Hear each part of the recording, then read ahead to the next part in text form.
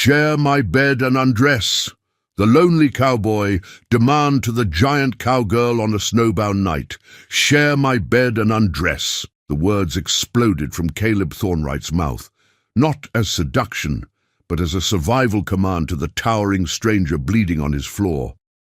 The lonely cowboy hadn't spoken to another human in 3 months, hadn't wanted to, hadn't needed to, but now this giant cowgirl, Rena Blackwood, stood 6 feet tall in his one-room shack, ice crystallizing in her dark hair, hypothermia stealing, the color from her lips, and death creeping closer with every snowbound second. Caleb knew the signs, the violent shaking, the white fingers, the glazed confusion in her eyes. He'd seen men die from less on nights like this, 40 below and dropping, the blizzard screaming like a living thing trying to claw through his walls. His single narrow bed was the only warm place left in the world, and shared body heat was the only thing standing between this magnificent, stubborn woman and a frozen grave by morning. But Rena Blackwood wasn't the type of cowgirl to take orders from any man, especially not a demand to share his bed and undress on a snowbound night from a hermit she'd never met. She'd survived being thrown from her horse, survived the worst blizzard in 20 years, survived a lifetime of men who feared her strength and mocked her size. "I don't need your help," she said through chattering teeth even as blood dripped from the gash on her forehead onto his rough wooden floor, even as her knees buckled and Caleb had to catch her before she collapsed completely. Her body was ice against his hands, solid ice, like holding a woman carved from frozen stone. "Yes, you do," Caleb said, his voice harder than he intended, rougher than it should be, but he'd forgotten how to be gentle. 2 years of living alone in the Wyoming mountains had scraped away everything soft in him, left him with only the brutal edges of a man who'd buried his wife and baby girl and decided the world could go to hell without him. He dragged Rena toward the potbelly stove in the corner, practically carrying her weight. She was tall, taller than most men he knew, and strong.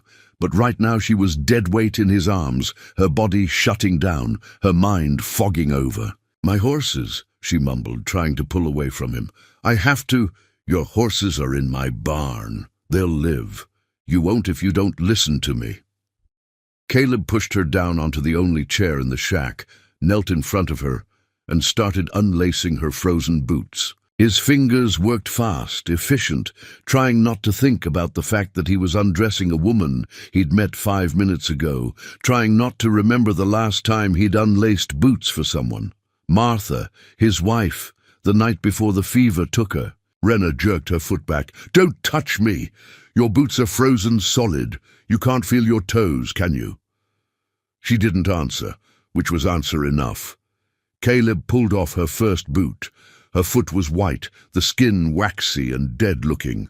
Frostbite was setting in. He'd seen it before on cattle, on horses, on men stupid enough to think they could outrun a Wyoming blizzard. "Listen to me," he said, looking up at her face. Even half-frozen and bleeding she was striking. Not pretty, in the delicate way Martha had been, but powerful, like a force of nature barely contained in human skin. "Your core temperature has dropped too low. Those wet clothes are going to kill you. The stove isn't enough. You need direct body heat or you'll be dead by morning. That's not a threat. That's just the truth." "So what are you saying?" Rena asked, even though she knew. Even though the words were right there between them, sharp and dangerous. "I'm saying you need to get out of those clothes. Wrap yourself in every blanket I own and get into that bed." Caleb pointed to the narrow cot in the corner, barely big enough for one person, definitely not big enough for two. "And when the temperature drops tonight, and it will drop below 40, maybe lower, I'm getting in that bed with you, because shared body heat is the only thing that's going to keep us both alive." The wind howled outside, shaking the walls, making the lamp flicker. Snow hissed against the windows like a living thing trying to get in. Rena stared at him, her dark eyes trying to focus, trying to read whether this man was her salvation or her worst mistake. You're insane. I'm practical. Caleb stood, moved, to his trunk and pulled out dry clothes. His clothes too big for most men, probably close to fitting her. I'll turn around, you change, but you need to do it now, Renna. Not in 5 minutes, not when you feel ready. Now. How do you know my name? You told me when you fell through my door. You probably don't remember. She didn't. Her memory of the last hour was fragments, the storm coming out of nowhere, her horse panicking, the crack of her head against rock, the desperate stumble through white blindness toward a light that might have been real or might have been death calling her home. Caleb turned his back, stared at the wall, listened to the sounds of her struggling behind him, the rustle of frozen fabric, a gasp of pain, a muffled sob she tried to swallow. "I can't," she finally said, her voice small and broken in a way that made something crack open in Caleb's chest. "My fingers won't work. I can't get the buttons." Caleb closed his eyes, took a breath, turned around. Renna sat in the chair, her coat half off, her shirt still buttoned, her hands shaking so badly she couldn't grip anything. Tears streaked down. Her face, tears of frustration, of fear, of the horrible vulnerability of needing help from a stranger. "Let me," Caleb said quietly. "No, Renna, let me help you or you die. Those are the only two options." She looked at him for a long moment, searching his face for something, decency maybe, or trustworthiness, or just the absence of cruelty. Whatever she found, it was enough. She nodded. Caleb knelt in front of her again and started unbuttoning her shirt, with hands that weren't quite steady. He kept his eyes on the buttons, not on her skin, not on the curves of her body being revealed, inch by inch. This was survival, nothing more. He had to keep telling himself that, but when he pulled the wet fabric away from her shoulders and saw how badly she was shaking, how her lips had gone from blue to almost purple, something fierce and protective surged up in him, the same instinct that had made him a good husband once, a good father, before everything was ripped away. He dressed her in his dry shirt, helped her into his pants that she had to roll up 3 times at the ankles, wrapped her in blankets until she looked like a bundle of wool with just her face showing. Then he picked her up, and she was heavy, solid, real, and carried her to his bed. "I can walk," she protested weakly. "No, you can't." He laid her down, tucked the blankets tight around her, moved to the stove to add more wood. The fire roared to life, throwing dancing shadows across the walls. Outside, the storm screamed louder, as if angry that its prey had escaped. Caleb made coffee, strong and bitter, and held the cup to Renna's lips. "Drink." She drank, coughing at the heat, at the harsh taste. But color was slowly coming back to her face. Her shaking was lessening. She was going to live through the next hour at least. "Thank you," she whispered. "Don't thank me yet. The hard part comes later." "What hard part?"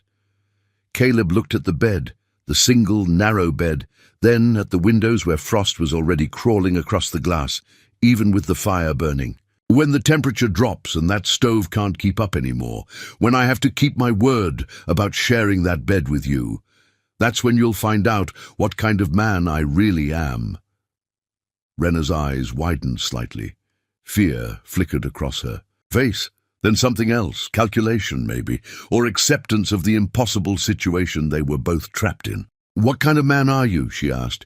Caleb was quiet for a long moment, staring into the fire, seeing ghosts in the flames. "I guess we're both about to find out."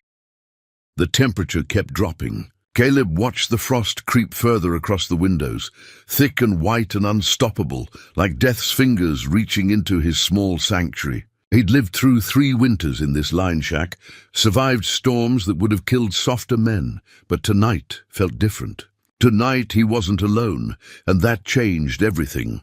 Renna had fallen into an exhausted half-sleep, her body finally warming enough that the violent shaking had stopped. But Caleb could see her breath misting in the air now, could feel the cold seeping through the floorboards, despite the roaring fire. The stove was losing its battle against the blizzard. He sat at his rough table, drinking coffee that had gone cold, watching this stranger sleep in his bed. She'd thrown one arm out from under the blankets, and even in sleep her hand was curled into a fist, like she was still fighting something. Her dark hair had dried into wild waves across his pillow. Blood had crusted on her temple where she'd hit her head, a dark reminder of how close she'd come to dying out there.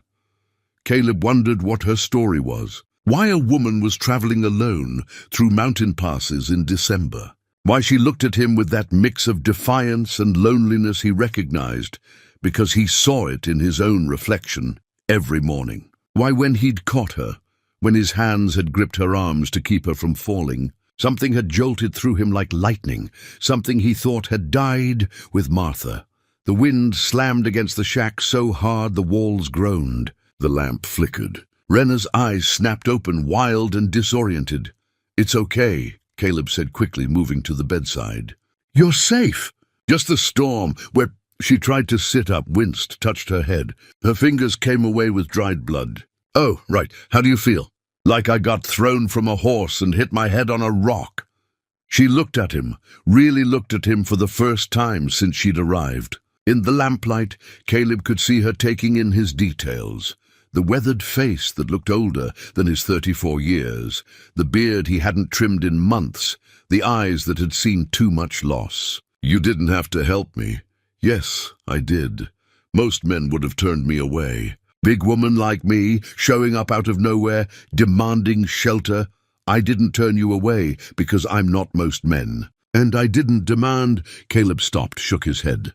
"Actually, I did demand. I demanded you share my bed and undress. That's not exactly the action of a gentleman." "No," Rena agreed. "But it might be the action of a man who's seen people die and doesn't want to see it again." The words hit Caleb like a fist to the chest. He turned away, moved back to the stove, added more wood even though the fire didn't need it. "My wife and daughter died 2 years ago.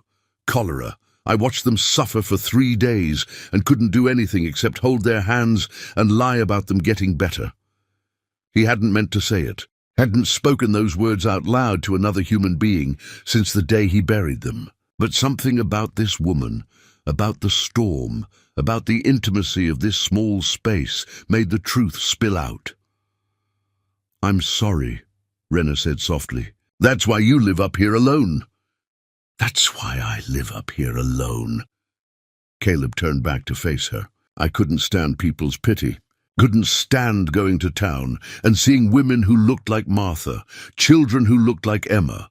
Couldn't stand being the tragic widower everyone whispered about. So I came up here where nobody could find me, where I could just stop." "Stop what?" "Feeling, wanting, hoping, all the things that hurt when they're ripped away." Rena was quiet for a moment, her dark eyes studying him with an intensity that made him want to look away. "I know what that's like. Not the losing someone part. I've been alone since I was 12, since Comanche raiders killed my family. But I know what it's like to stop hoping, to decide you're better off with walls around your heart than risking anyone getting close enough to hurt you. Is that why you were traveling alone in a blizzard?" "I'm a horse trader. I buy and sell, break the wild ones, train the stubborn ones. I'm good at it. Better than most men, which means most men either hate me for it or want to—" She stopped, her jaw tightening. "It doesn't matter. Point is, I'm used to traveling alone, used to taking care of myself, used to not needing anyone. But you needed me tonight." "Yeah." The admission seemed to cost her something. "I needed you tonight, and I hate that," Caleb almost smiled. "You hate being saved?" "I hate being weak. I'm 6 feet tall, stronger than most men I meet, and I've made a life out of not depending on anyone. Then I get thrown from a horse, hit my head, and suddenly I can't even unbutton my own shirt." Her voice cracked slightly. "You had to undress me like I was a child. You had to carry me. You had to—" "I had to keep you alive," Caleb interrupted. "That's not weakness, Rena. That's just being human. We all need help sometimes, even the strongest of us. Do you? Do you ever need help?" The question hung in the cold air between them. Caleb thought about lying, about maintaining the image of the self-sufficient mountain man who needed nothing from nobody. But something about her raw honesty demanded the same in return. "Every damn day," he admitted. I need help every day. I'm just too stubborn and too scared to ask for it. The wind howled again, and this time they both felt the temperature drop noticeably. The fire was roaring, but it wasn't enough anymore. The cold was winning. Caleb looked at the bed, at Rena wrapped in his blankets, then at the floor where he'd planned to sleep. He knew what was coming, knew what had to happen, but the knowing didn't make it easier. It's getting colder, Rena said quietly. She'd noticed too. Yeah, you said earlier that you'd have to share the bed. That body heat was the only thing that would keep us alive. She paused. Were you telling the truth, or was that just I was telling the truth? In about an hour, maybe less, that stove won't be enough. The wind cuts right through these walls. I've woken up with ice on the inside of the windows before, frost on my blankets. Tonight's worse than I've ever seen. So what do we do? Caleb met her eyes. I keep my word. I share my bed with you, but I need you to understand something first. I'm not going to hurt you. I'm not going to touch you in any way except what's necessary for survival. This isn't about anything except staying alive until morning. I know that. Do you? Because I'm a stranger who demanded you undress and share my bed. That's not exactly a situation that inspires trust. Rena sat up slowly, keeping the blankets wrapped around her. You're right. I don't know you. Don't know if you're decent or dangerous. But you know what? I don't have a choice. Neither of us do. So we can spend the next hour worrying about what might happen. Or we can just accept that sometimes survival makes you do things you never thought you'd do with people you never thought you'd meet. She was right. Caleb knew she was right. But that didn't make his heart pound any less hard at the thought of climbing into that narrow bed with her, of pressing his body against hers, of being that close to another human being after 2 years of touching no one. The lamp flickered again, and in that moment of dimness, Caleb saw something flash across Rena's face. Not fear exactly, but vulnerability. The same vulnerability he felt. I'm scared, she said suddenly. Not of you, not of the storm. I'm scared of... She stopped, shook her head. Never mind. Scared of what? Caleb asked, moving closer to the bed. Of wanting this. The words came out in a rush, like she'd been holding them back, and they'd finally broken free. Of wanting to not be alone for one night. Of wanting someone to hold me, even if it's just for survival, even if it means nothing. I've been alone so long, I forgot what it feels like to have another person's warmth next to you, to hear someone breathing beside you in the dark. And I'm scared that once I remember, I won't be able to go back to being alone. Caleb understood that fear. Understood it so deeply it hurt. Me too, he said quietly. I'm scared of the same thing. They looked at each other across the small distance between them, two lonely people caught in a storm, about to cross a line that couldn't be uncrossed. The temperature's dropping, Caleb said. I can feel it. I know. I'm going to blow out the lamp, bank the fire, and get in that bed with you. I'll stay on top of the blankets if you want. No. Rena's voice was steady now, decided. If we're doing this, we do it right. You get under the blankets. We share the warmth. We survive the night. And in the morning, we figure out what happens next. Caleb nodded. His throat felt tight. He moved around the small shack, preparing for the long, cold night ahead, banking the fire so it would last, blowing out the lamp, stripping down to his union suit. In the darkness, he could hear Rena shifting in the bed, making room for him.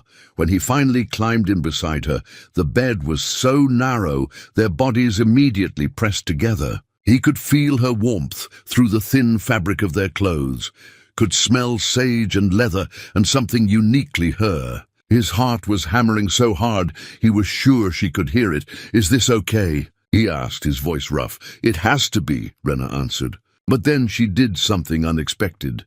She turned in his arms, so her back was pressed against his chest, and she took his hand and placed it over her heart. He could feel it beating just as hard as his own. We're both terrified, she whispered. Yeah, Caleb agreed. We are. Outside, the storm raged on, battering the little shack with wind and snow and cold that could kill. But inside, in that narrow bed, two broken people held onto each other like lifelines. Neither quite sure if they were being saved or damned. but both knowing that for this one night, they didn't have to be alone. Caleb tightened his arm around Renna's waist, feeling her relax into him, feeling something in his own chest start to thaw that he'd thought was frozen solid forever. "Thank you," he whispered into her hair. "For what?" "For surviving. For being here. For making me feel something again, even if it's just fear." Renna's hand covered his, holding it tight against her heart. "Thank you for demanding I share your bed. Worst proposal I've ever heard, but best timing." Despite everything, the storm, the fear, the strangeness of it all, Caleb laughed. Actually laughed. The sound was rusty, unfamiliar, but real, and in the darkness, pressed against this stranger who didn't feel like a stranger anymore, Caleb realized something that both terrified and exhilarated him. He didn't want morning to come, didn't want this night to end, didn't want to let go of the woman in his arms, but morning would come. The storm would end, and then they'd both have to decide what happened next. The storm broke just before dawn. Caleb woke to silence, the kind of silence that only comes after nature has screamed itself hoarse. Pale light filtered through the frost-covered windows, turning everything silver and blue. And in his arms, Renna was still sleeping, her breathing slow and steady, her body warm and alive against his. He hadn't slept much. Couldn't.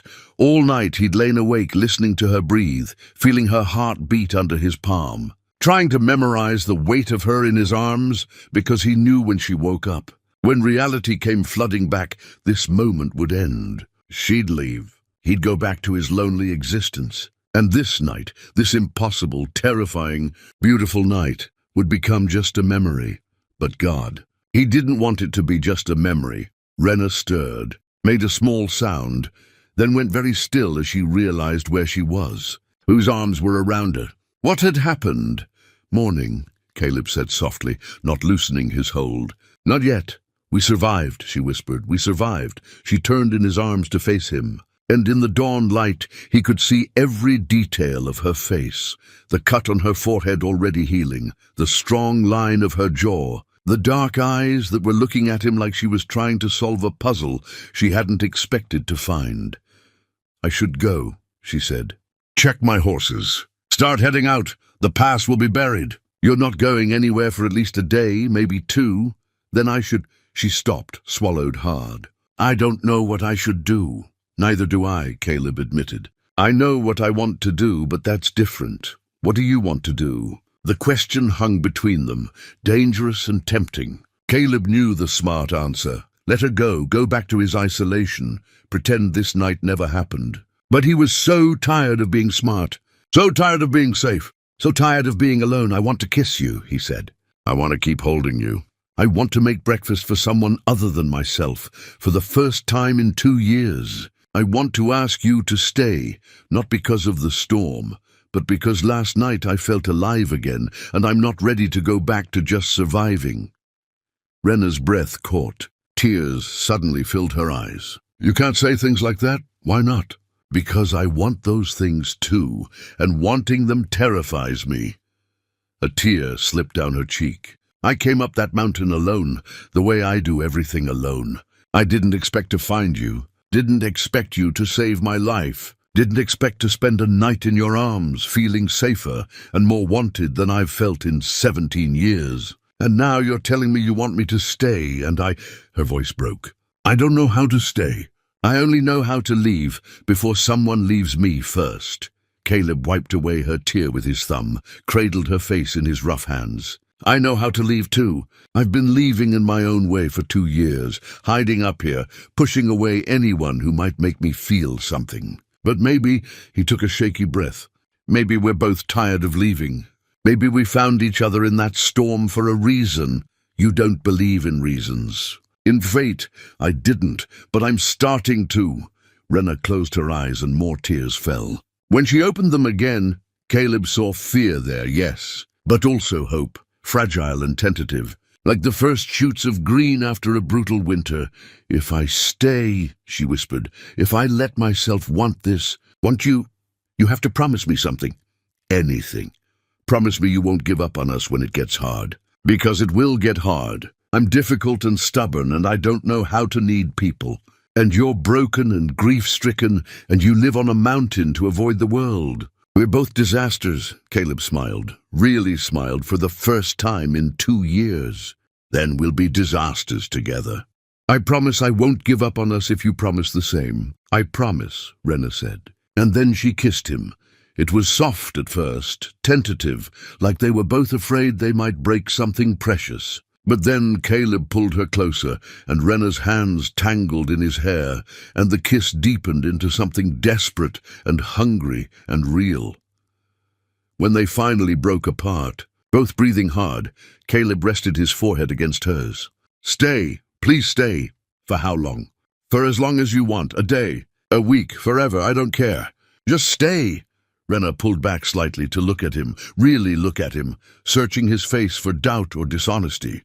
She found neither. Okay, she whispered. I'll stay. Outside, the sun broke through the clouds, flooding the little shack with golden light. The storm had passed. The world was new and white and full of possibility. And inside, 2 lonely people who'd found each other in the darkness held on to each other in the light. Both terrified and hopeful, and finally not alone. Caleb had demanded she share his bed and undress on a snowbound night. But what they'd found in that narrow bed pressed together in the cold was so much more than survival. They'd found connection, vulnerability, trust, and maybe, just maybe, the beginning of love. 3 months later, when spring came to the mountains, Rena was still there. They'd expanded the shack, built a proper barn for her horses, started planning a future neither of them had believed possible. And every night, they still shared that narrow bed, choosing closeness over distance, choosing each other over loneliness, choosing to risk their carefully guarded hearts because some storms bring destruction, but others bring exactly what you need, exactly when you need it. The lonely cowboy wasn't lonely anymore. The giant cowgirl had found someone who saw her strength as beautiful, not threatening. And the snowbound night that had forced them together became the foundation of a love neither of them had been looking for, but both desperately needed. Sometimes the harshest demands lead to the most tender mercies. Sometimes survival and love are the same thing. And sometimes, when you've given up on connection, the universe sends a blizzard to remind you that being alone and being safe are not the same thing at all.